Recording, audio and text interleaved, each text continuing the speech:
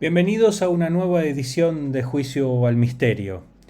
Quiero primero agradecerles a todos aquellos que han tenido oportunidad de mirar nuestros programas, nuestros contenidos, saludarlos desde aquí, desde Argentina, para todo el mundo. Sabemos que nos ven desde otras partes del globo, así que agradecerles muy profundamente, pedirles, como hago siempre, que se suscriban al canal, que nos puedan regalar, si es que les gustan nuestro contenido, el like o el me gusta, para que podamos seguir creciendo y ofrecerles más y mejores historias, más y mejores viajes.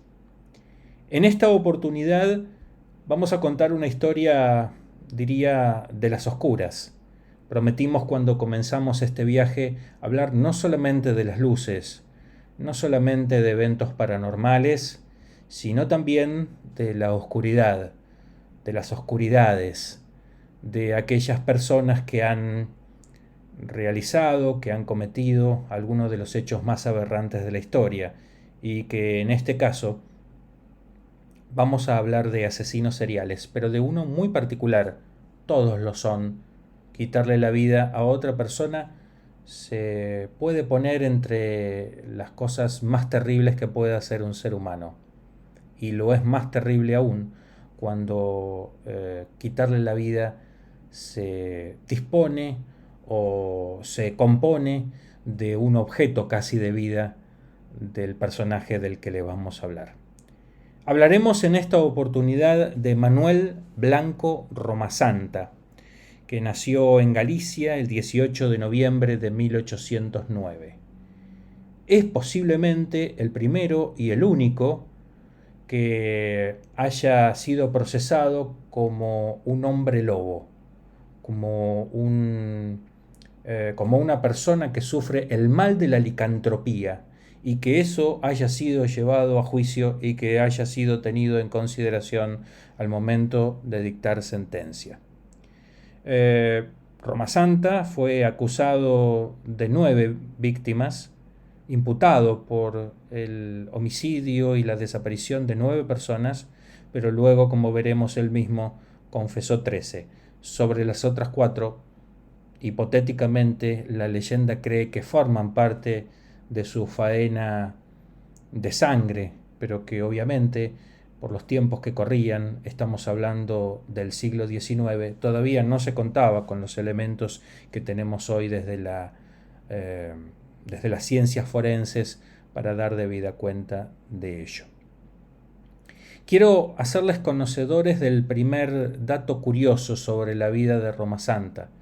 Romasanta fue inscripto no como Manuel Blanco, sino como Manuela Romasanta. Como ustedes ven aquí en pantalla, tenemos una fotografía de la partida de nacimiento manuscrita, en la que hay debida constancia de que el personaje de este programa fue inscripto como mujer y que vivió sus primeros 8 años de vida como mujer. No faltó el psiquiatra que muchos años después atribuyó una parte de esa confusión, en la que obviamente fueron responsables los padres, a buena parte de los delitos que después terminó realizando, terminó consumando. Romasanta, como ustedes advertirán, bueno, fue condenado en 1853, aunque esa es la parte final de la historia. Lo cierto es que Romasanta se casó en 1831, vivió felizmente en pareja hasta que en 1834 su esposa falleció. Posiblemente fue un hito en la vida de Romasanta, no volvió a ser el mismo. Lo que sí hizo es, edificar una especie de tienda móvil, y con esa tienda móvil comenzó a vender ropa y otros utensilios por Galicia, pero también por España y por Portugal. Veremos después que ese fue uno de los móviles que utilizó para vender partes de seres humanos. Así como ustedes lo escuchan y así como aterrador fue considerado uno de los primeros sacamantecas de la historia española. Y cuando me refiero a sacamantecas, me refiero a que no solamente mataba a sus víctimas, sino que se las comía y con parte de ellas, con su grasa, hacía una especie de cebo que después terminaba vendiendo en su tienda. Pasó el tiempo y en 1847 cometió su primer delito. Se ofreció más allá de su trabajo como tendero, con su tienda, visitando otros pueblos de España, pero particularmente de Galicia, donde efectivamente estaba con su tienda y vendía todos estos utensilios y este cebo, posiblemente de ser humano y posiblemente de sus víctimas. Se ofreció como guía para familias que quisieran ir a la montaña y a los bosques. Comenzó entonces su faena atroz. Sus víctimas mujeres, siempre o generalmente madre e hija. Cuando llegaba la noche, prometía cuidarlas, prometía guiarlas, prometía llevarlas por senderos seguros, hasta que al ponerse la luna llena, se abalanzaba sobre ellas, las arañaba, las golpeaba hasta matarlas y después se las comía. Así fue como comenzó un derrotero sangriento que duró unos cuantos años, hasta que comenzó a correrse el rumor que en su tienda móvil vendía parte de la ropa, más allá del cebo, parte de la ropa de estas personas que iban desapareciendo con el tiempo. El rumor fue tan grande que Roma Santa decidió huir. Decidió huir no de cualquier manera, decidió huir fuera de Galicia con un pasaporte falsificado. Aquí vemos en la foto el pasaporte que utilizó para huir de su lugar donde efectivamente él se sentía más cómodo, su esfera de confort, más allá de que se dirigiera a otros lugares o que allí mismo en Galicia llevara a las personas a su final, a una muerte realmente atroz y horrenda. Lo cierto es que se dirigió a Toledo con este pasaporte falso que tenemos aquí en imagen y claro, como pasaba por esos tiempos, llamó la atención el forastero, llamó la atención porque además de ser forastero, ahí tenemos en pantalla el identikit que se hizo 150 años después de su nacimiento. La ciencia del identikit no estaba muy clara por esos momentos y 150 años advertimos a una persona con una cara redonda, con algunas cuestiones, con entradas, con barba, con bigote, con algunos signos femeninos en su cara, pero lo cierto es que estos rumores que lo perseguían constantemente, la gente que decía, también lo persiguieron a Toledo. Esto de que los problemas lo persiguen a uno es totalmente cierto. Acorralado ante las circunstancias, es detenido por la policía y fuertemente interrogado. Por supuesto que primero negó todo lo que se le endilgaba, hasta que la presión fue tan grande, pero tan grande, que terminó confesando los cruentos hechos que había cometido durante tantos y tantos años. Las matanzas a las que había sometido a las personas a las que había guiado, las faenas, cuando es reducido, cuando es detenido. En el bolso se encuentra un calendario un calendario lunar en el que se explicitaba claramente cuando, entre otras cosas, se producía la luna llena. Estaba absolutamente creído de que efectivamente él se convertía en hombre lobo, de que ese mal lo había atacado cual si fuera de una enfermedad y que obviamente no podía detenerse a los impulsos que lo determinaban por la enfermedad que tenía.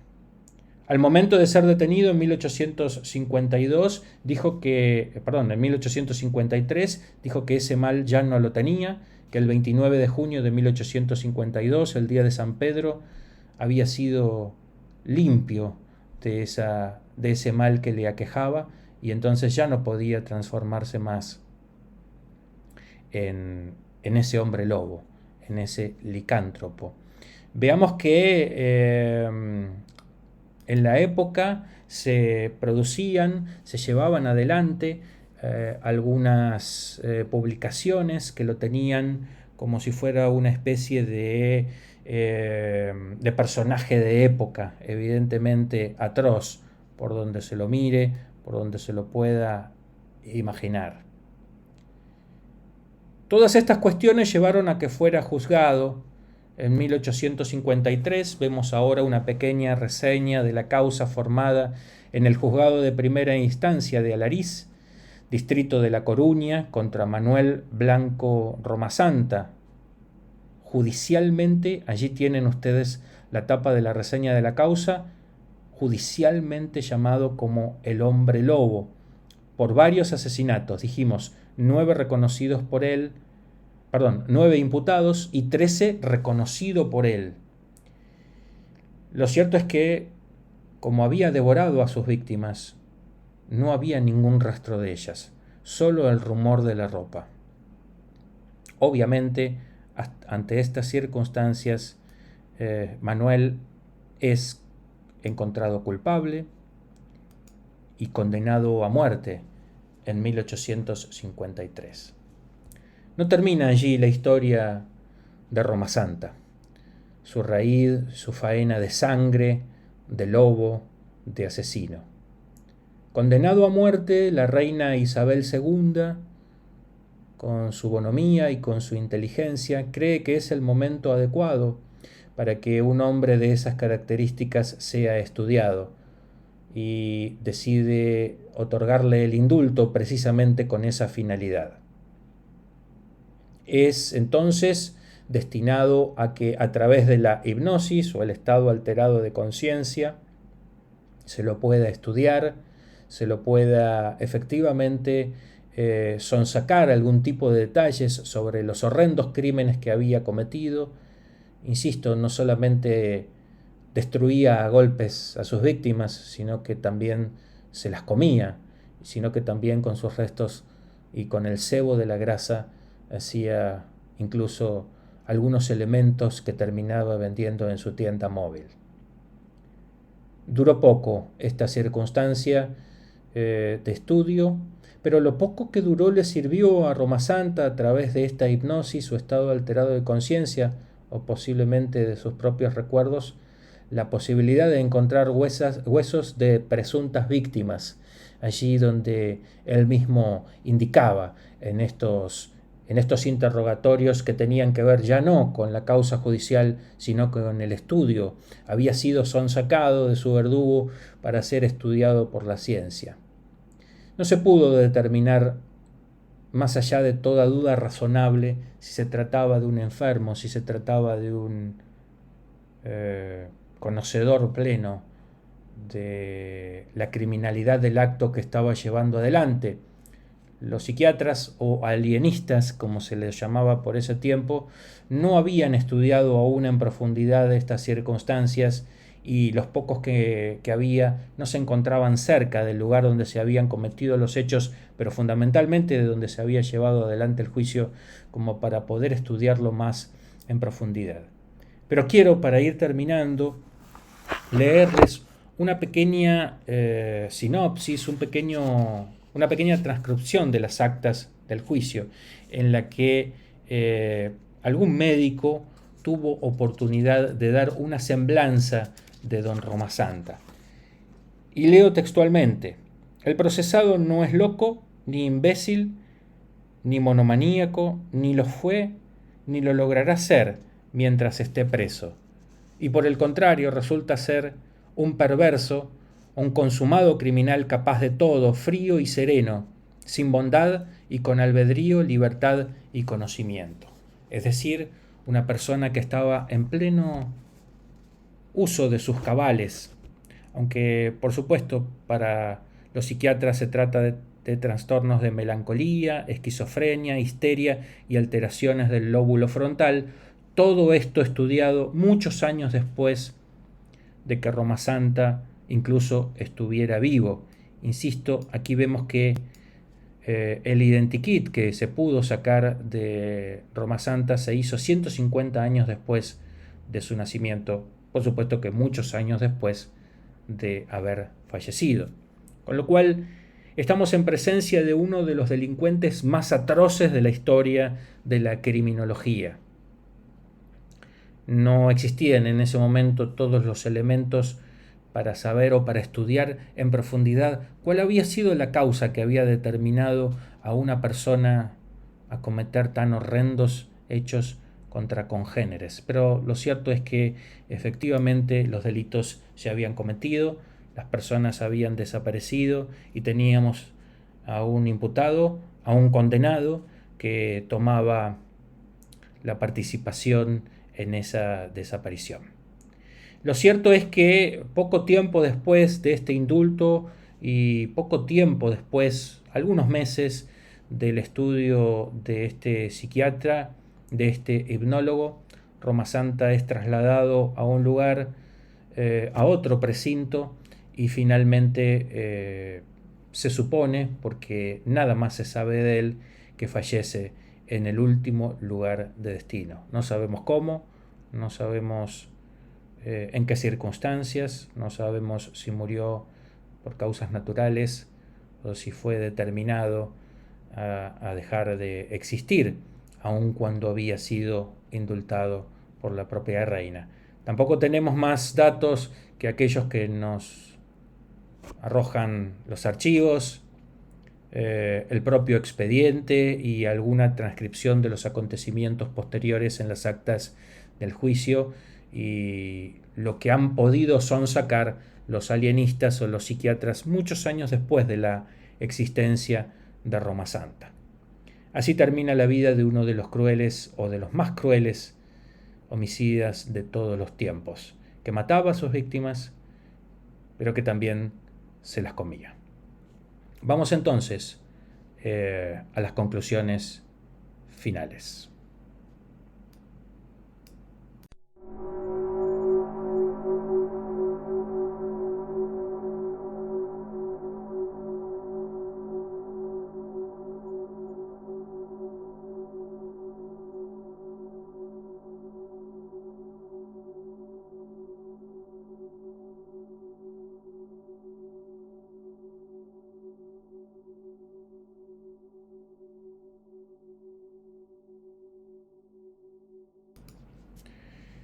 Decía Charles de Baudelaire, el famoso escritor, que la artimaña más importante que ha tenido el demonio, el diablo, es hacernos creer que no existe y por tanto bajar nuestra guardia ante el demonio, ante el diablo.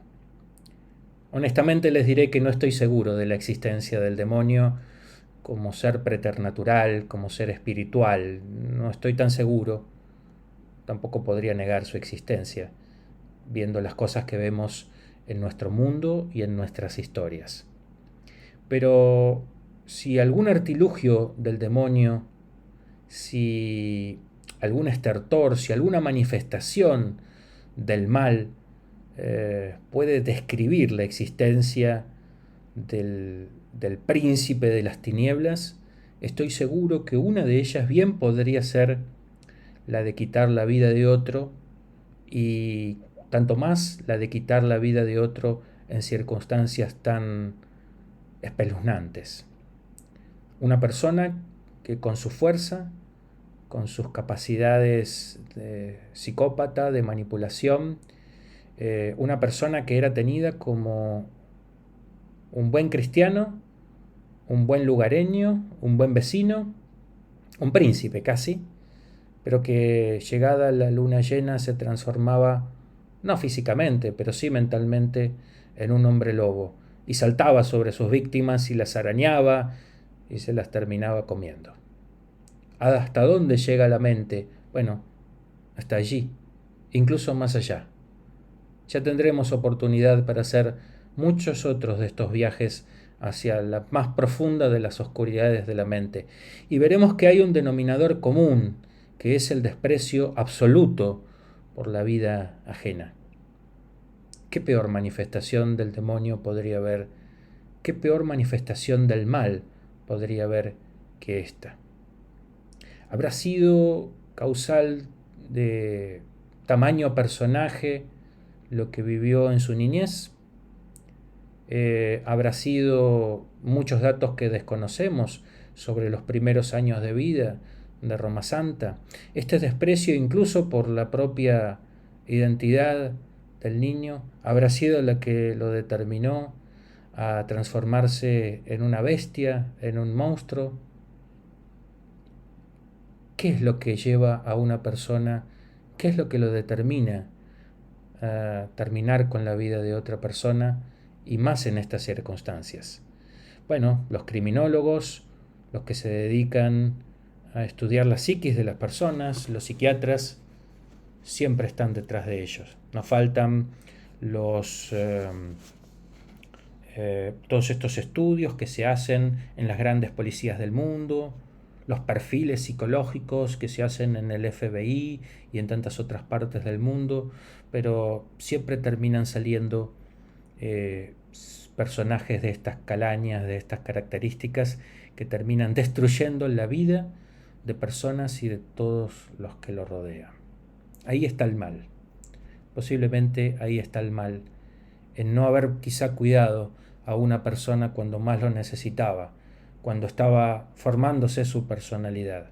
Por eso es tan importante el cuidado de los niños, porque más allá de alguna patología que pueda venir desde el punto de vista psiquiátrico y de manera congénita, que también puede determinar hechos espeluznantes en las personas, muchas veces no tiene que ver con algo que traemos de nacimiento, sino con cómo nos forman, qué es lo que hacen de nosotros para el resto de nuestras vidas. Tampoco podemos saber cuál fue la etiología, la causa que determinó a Roma Santa a cometer estos crímenes aberrantes, pero los crímenes se cometieron, él fue acusado, fue condenado y el mal estuvo allí presente. Personas que vivían una vida tranquila, normal, que querían ir a conocer un lugar, terminan en las manos de una persona que los despedaza y se queda con su vida. ¿Qué decir de todas estas maldades y de todas estas atrocidades? Sí se puede decir que efectivamente hay luz. Siempre existe la posibilidad de que seamos mejores, de que podamos darle a las personas la mejor calidad de vida posible para tratar de evitar que se transformen luego en estos monstruos que acometen acciones irreparables. No puedo decirles más que eso. Una sentencia sobre un caso de estos, cuando ya ha habido una sentencia judicial, no tendría sentido. Quizá me quedo mejor con el hecho de pensar que en la peor de las oscuridades siempre puede haber una luz para prevenir. La oscuridad llega al final del camino. Tengamos la posibilidad de brindarle luz, de brindarle la mayor del brillo y de las posibilidades a los seres humanos para que todos podamos crecer en las mejores condiciones posibles y tratar de prevenir que crezcan, que existan personas como Roma Santa. Hasta aquí llegamos. Les agradezco mucho que hayan visto este programa. Les vuelvo a pedir que si les ha gustado, se suscriban. Vamos a tener muchas novedades más este año. Que si les gustó, obviamente, lo hagan saber a través del me gusta que tiene dispuesto para ello YouTube. Les agradezco mucho. Los saludo desde Argentina para todo el mundo. Y bueno, los espero en la próxima emisión de Juicio al Misterio. Hasta cualquier momento.